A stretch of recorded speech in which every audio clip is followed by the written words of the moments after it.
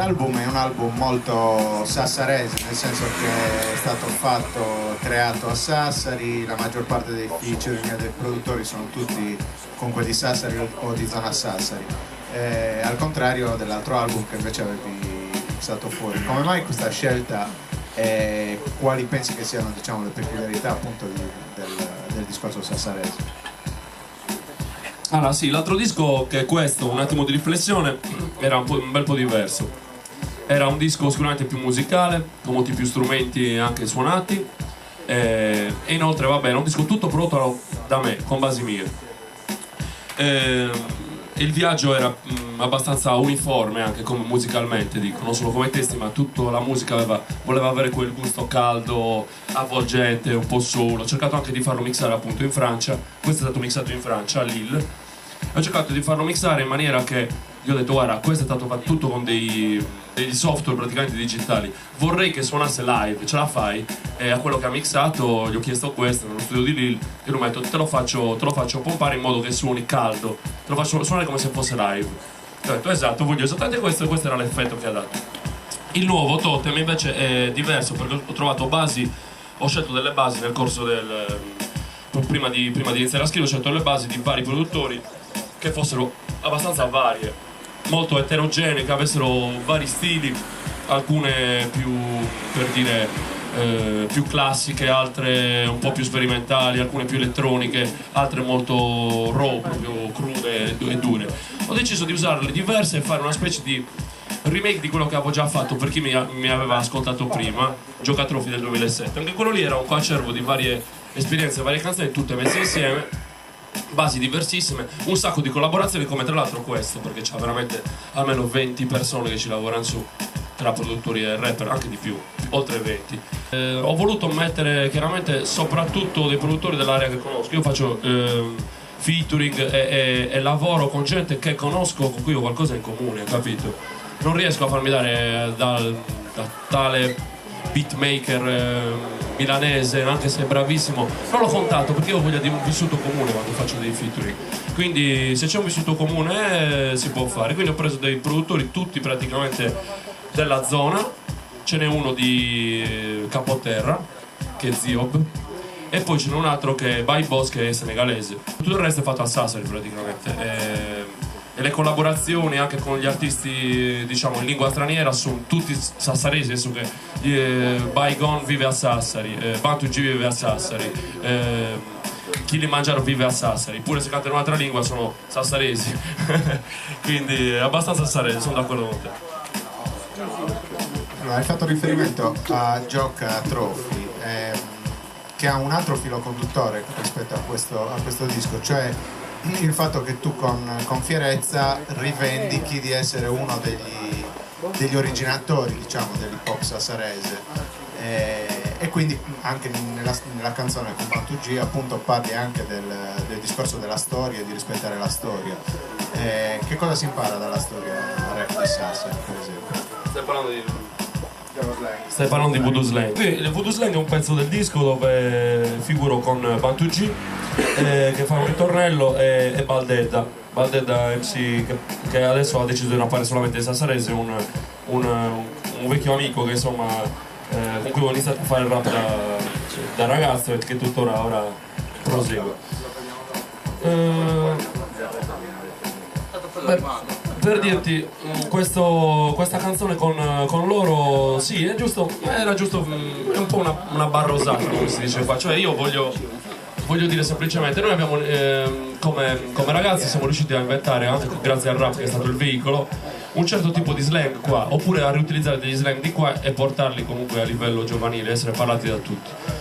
Il discorso è questo, che molte volte oggi si usa per esempio parole come mastello senza sapere che vengono magari dalla nostra clica, tra amici ce le dicevamo, e improvvisamente è diventata una cosa di livello perlomeno provinciale, tutti quanti sanno cosa vuol dire mastello, ormai diciamo i neologismi girano talmente tanto che trovi gente che sa a Cagliari cosa vuol dire mastello o a Torino cosa vuol dire mastello. E niente, è semplicemente una cosa di rispetto, che molte volte è capitato che gente che ormai parla col tuo slang quasi ti manchi di rispetto. Allora lì è il gioco, dire come fai a mancarmi di rispetto se ho persino originato il tuo linguaggio. E questo è un po' una barra rosata, mentre Claudio invece nella sua parte ha utilizzato tutti i nostri slang del tempo e li ha messi uno appresso all'altro e ha scritto un pezzo che per i non addetti, forse i non addetti ai lavori forse è un mezzo incomprensibile, perché chi non è mai vissuto qua forse non ci capirà niente, è tutto misto sassarese e slang, quindi è abbastanza complicato. Però poi un esperimento e questo era il significato di questa canzone. Sui singoli pezzi, se c'è qualche cosa da dire in particolare. Ma vediamo di percorrerli uno per uno. Allora, Totem, vabbè, l'aneddoto è il video stesso, non c'è molto da... L'aneddoto del video è... Sì, infatti. Allora, una canzone non cambia il mondo è il pezzo con Futta. Questo pezzo è appunto quello lì dove tu dicevi che io ho fatto delle parti cantate. Ci tengo molto a sto pezzo perché dà molto significato al disco Totem, tantissimo. E poi Futta ha fatto una bellissima strofa parlando come se fosse un rapporto di amore e odio con una donna, molto sessuale addirittura, e sta parlando della musica in realtà. Abbiamo fatto due pezzi molto diversi, li abbiamo uniti assieme. Di solito potrebbe uscire o una schifezza come avevamo detto con lui o una cosa bellissima, parlare di due cose diverse nello stesso pezzo, e secondo me è uscita una cosa bellissima. E in più è anche è un pezzo abbastanza positivo. Il ritornello dice io vedo certi scempi ma lo sai che non li sopporto più, vorrei cambiare il mondo ma ormai non credo ci riesca più, ma non pensare che gli sforzi che farai non servono a nulla più, una canzone non cambia il mondo ma con lei puoi cambiare tu. Voglio dire che la musica non ha tutto il peso che noi crediamo che abbia a volte sul mondo, però può cambiare la testa di una sola persona.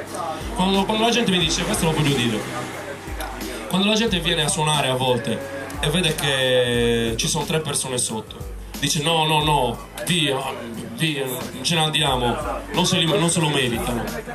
Non è vero, perché 1 o 2 persone che vengono, tu devi farlo solo per loro, dare il massimo, e quelle persone si ricordano della tua performance magari. Mi è capitato di sale quasi vuote, fare un live e poi avere della gente che è diventata un fan sfegatato mio e non mi conosceva magari. Tu devi seminare in ogni istante, anche per 2 persone secondo me devi dare il massimo, come se ci fosse di fronte 500 persone, 1000 persone. I veterani non l'ho fatto per fare numero, l'ho fatto perché mi piace la roba che fanno ora, in questo momento. Sono uno che conta molto il presente, nel senso che se a me tu hai dimostrato chissà che cosa, non è che sei, come avevamo detto una volta parlando con Sparra, senatore a vita, cioè devi rimanere attivo. Questa qui è una cultura molto, molto giovane, questa dell'hip hop, e se non sei attivo sparisci, c'è poco da dire. La gente potrà ricordarti come storia ed è giusto che sia, però bisogna essere sempre aggiornati, bisogna essere sempre, non musicalmente, bisogna solamente essere sempre presenti e far sentire la propria voce. Se si vuole rimanere diciamo sotto gli occhi di tutti, anche perché comunque i ragazzi dopo 2 anni molti si disamorano del genere.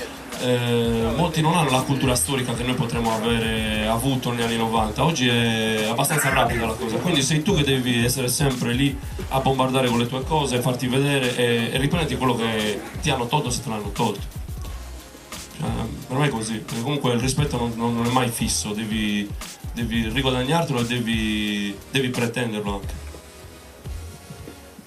Allora, prima hai parlato di un discorso di eterogeneità di impostazione e anche di influenze per quanto riguardava le basi soprattutto, però alla fine se si ascolta il disco l'impressione che si ha è comunque quella di un disco classico, e tu pompi molto sul discorso non gangster, nel senso di keep it real, ma keep it real rispetto alla tua realtà. Vuoi parlarci un po' di questo aspetto?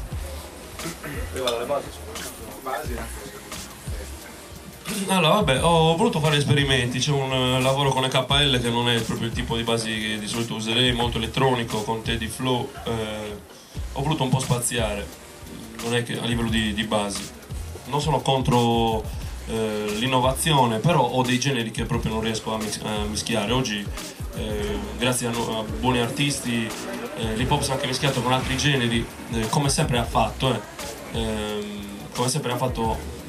diciamo che ci sono varie, che so, hip hop rock, hip hop dubstep abbiamo visto ultimamente.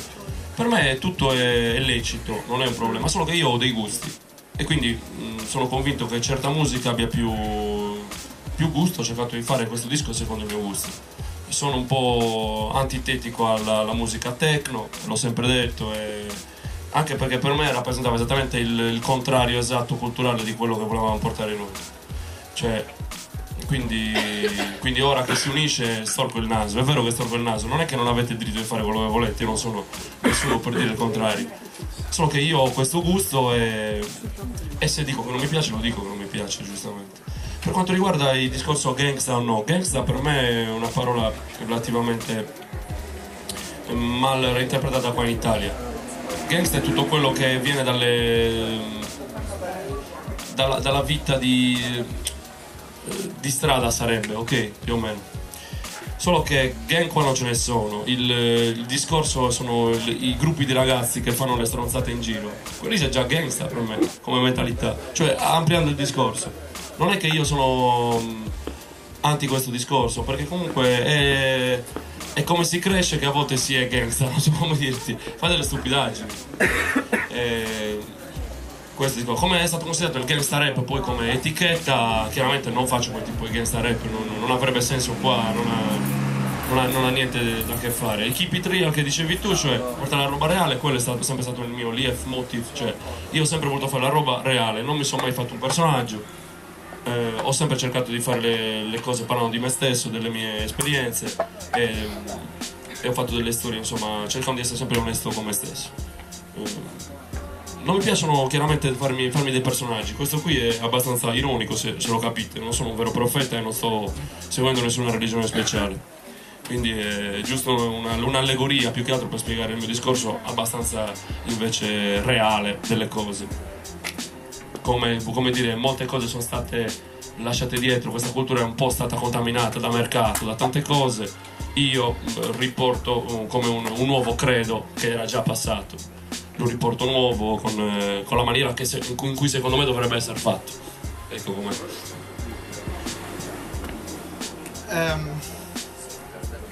Dunque, allora ho notato a livello tecnico che in questo album c'è un uso del cantato anche da parte tua un po' diverso dalle cose che hai fatto in passato. Rientra nel discorso di sperimentazione che volevi fare rispetto a tutto quanto l'album. Come mai hai deciso di cantare qualche ritornello in più? Ma sono un estimatore di soul, rhythm and blues, reggae, quindi i cantati mi piacciono. Non ci sono buono, nel senso che non posso fare il cantante, però qualche esperimento mi piace farlo. Voglio dire, a me piacerebbe molto avere delle persone che hanno un'ottima voce a cantare con me sui dischi, soprattutto il soul, a me piace molto. Quindi cerco un po' di imitare questa visione, lo cerco di fare alla buona io, che sono un liricista, però insomma, vedendo semplicemente provare a mettermi in ballo, provare a fare delle cose diverse, ma non so, per esempio non vado pazzo per le cose cantate in autotune e tutto, però secondo la canzone non disdegnerei neanche, dipende. Il punto a me, quello che interessa è cercare di fare una cosa che abbia un certo tipo di gusto e cantare lì secondo me ci stava in quei pezzi. È il mio soul, diciamo. Cerco di fare un po' di soul lì, anche se sono un novellino in questo. Prima hai parlato del discorso sassarese e magari non abbiamo ben esplicitato invece quelli che sono i legami con l'Africa, che tu soprattutto negli ultimi lavori diciamo hai tirato un po' fuori. Vuoi parlarci di questo aspetto? All'Africa, allora vabbè, io come ti ho detto prima, l'Africa per me è la base a parte la base dell'umanità, da lì che veniamo tutti, e anche la base della musica.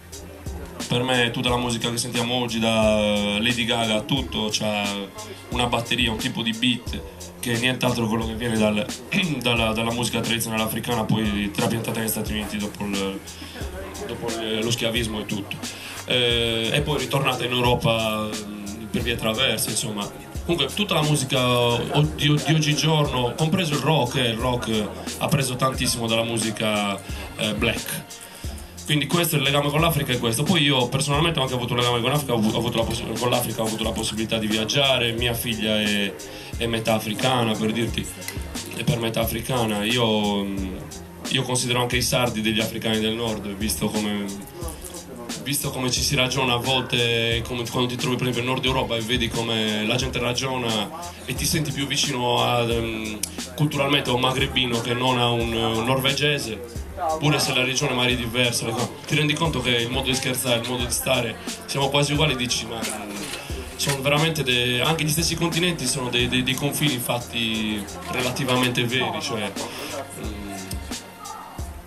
niente, il legame è forte, certo, e poi penso che c'entra molto anche il fatto che mi sia appassionato di hip hop e di questa musica qua, quindi ho bisogno di portare un discorso culturale di storia e delle origini, e quindi non posso non parlare di Africa quando parlo di hip hop, perché l'hip hop non è nato a Carbonazzi, cioè è nato con tutto rispetto per Carbonazzi.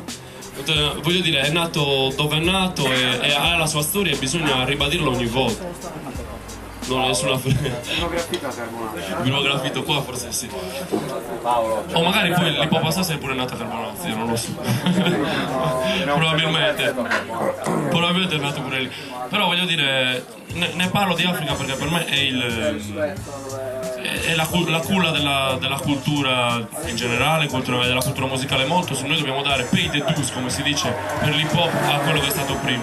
E quindi parlerò sempre di New York, parlerò sempre, vedendo ancora più lontano, di Africa, come origine culturale di tutto. Prima hai fatto riferimento agli store online. Puoi parlarci un po' delle tue strategie di vendita, anche del discorso di Scara Sold Hub per quanto riguarda la promozione, eccetera, eccetera? Sì, allora, è la prima volta che metto il disco su iTunes e affini. Non avevo idea di come farlo. Potevo sicuramente farmi un account eccetera e farlo io da solo, però ho preferito affidarmi a Scara Sold Hub, anche perché ho visto che ha fatto un bellissimo lavoro con Cavaddu, si impegna molto, manda un sacco di newsletter, pubblica su vari siti, quindi diciamo che ho chiesto a lui una collaborazione proprio per riuscire ad avere più visibilità sia sul web che sui digital store che su siti che io non conoscevo. Nel giro anche il reggae, perché lui è Scara Sold Hub, è un'etichetta che produce anche produzioni, che fa anche dei lavori reggae e non solo hip hop.